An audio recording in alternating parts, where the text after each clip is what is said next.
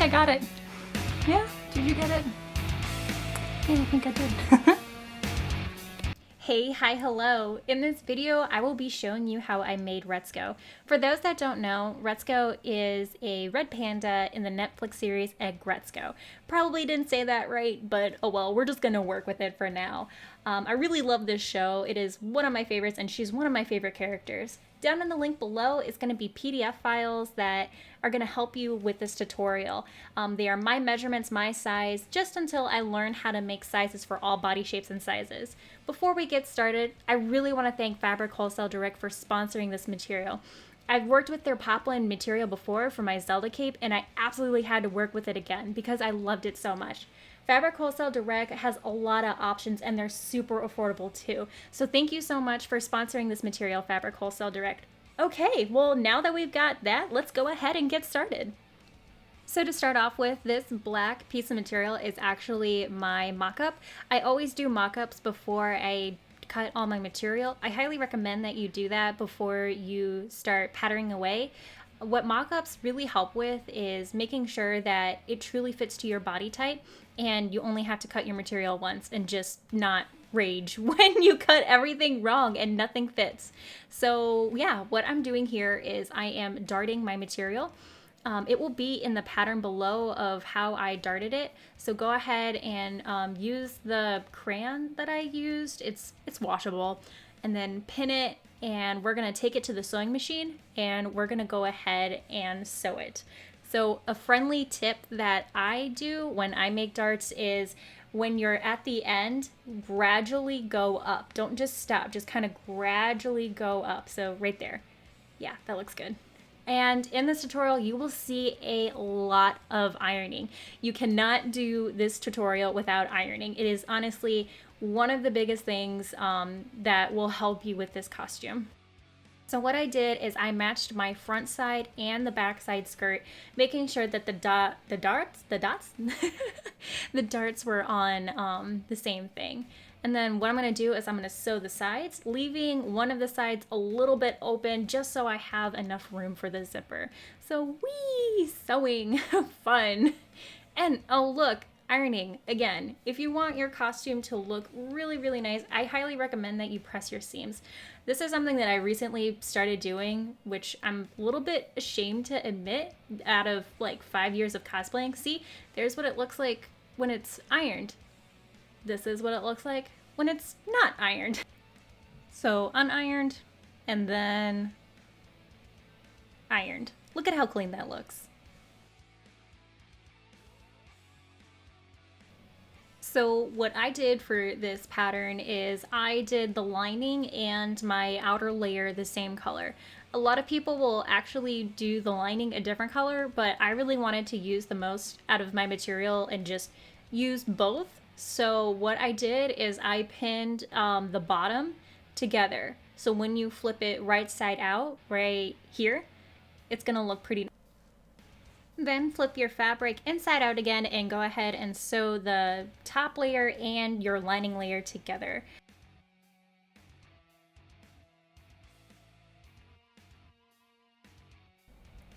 Once you're done sewing the lining and the top layer, go ahead and flip your fabric right side back to where it's supposed to be and iron the bottom of it. This is going to really help when you are stitching the bottom of the skirt. This is what I did. It is completely optional. You can also do an invisible hem, but this is what I know how to do, and it's just easier for me, and it's a lot quicker. And this is the result.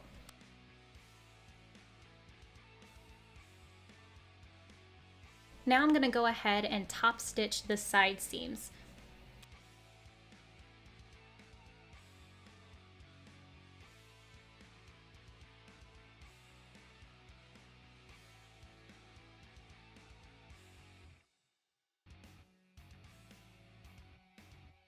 And this is the result. I feel like top stitching the side seam really holds the skirt together, and when you put it on, it just looks very nice. But that's just my opinion. Top stitching the side seams is totally optional and up to you. Okay, so I know some of my pro quilters are watching this video and just cringing. I know I need to replace my rotary blade. Rotary? rotary? Yeah, I think that's how you pronounce it, rotary blade. Yeah, so now what I'm doing is I am putting the belt on the skirt. This just kind of ties in the waistline and makes it look pretty nice. So go ahead and sew that together.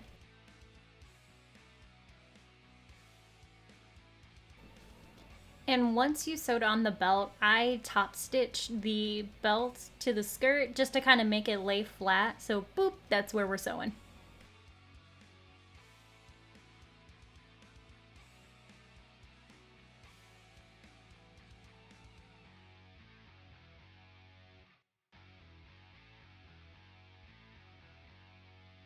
So I forgot to film where I sewed in the invisible zipper. I'm kicking myself and I'm really sorry, but once you're done sewing in the zipper for your skirt, you're pretty much done. So what I'm doing right now is I am cutting out the side piece of the vest. Oh, side piece, haha.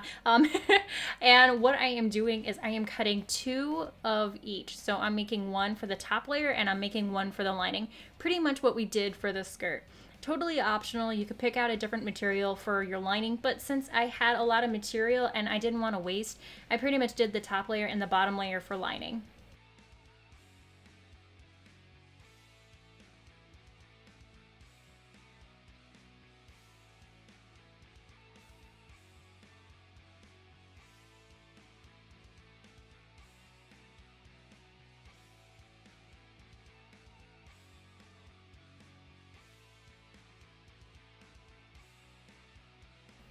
So at this point, you pretty much know the drill. Go ahead and sew your darts and sew the pieces together. Once you're done sewing, iron and top stitch your seams. So now what I'm doing is I am putting the vest together and I am only sewing the sides. I'm not sewing the shoulders, I'm not sewing anything else, I am just sewing the sides right now. This is how we're gonna connect our lining piece with the top piece. So hang on, we're gonna go to the next clip. Boom, okay. So I pinned everything together once I sewed the side seams. So ready? I'm gonna sew right here, right here, right here, right here, right here, and right here. Once you're done sewing that, go ahead and cut up the curves. This is gonna help when you flip it right side out to make it lay so much nicer. So go ahead and cut that. Then what you're gonna wanna do is you're gonna wanna flip it over like this and try and make it lay all flat because we're gonna take it to the ironing board and press everything down so it makes a nice seamless look.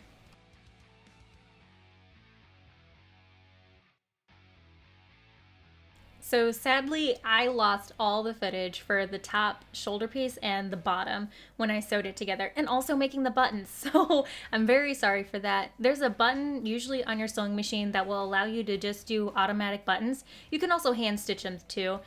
So what I'm doing now is I'm putting 2 pins on each side of the button, and then I'm gonna take my seam ripper right here and just cut it open. The pins will help stop you from taking your seam ripper and just ruining your whole cosplay. So make sure you have the pins in place so your seam ripper can stop within the buttonhole and just not ruin your whole cosplay. So now what I'm doing is I'm marking where to put the buttons. This really helped when sewing all my buttons, just so where I knew where the buttonholes go. So I highly recommend doing that.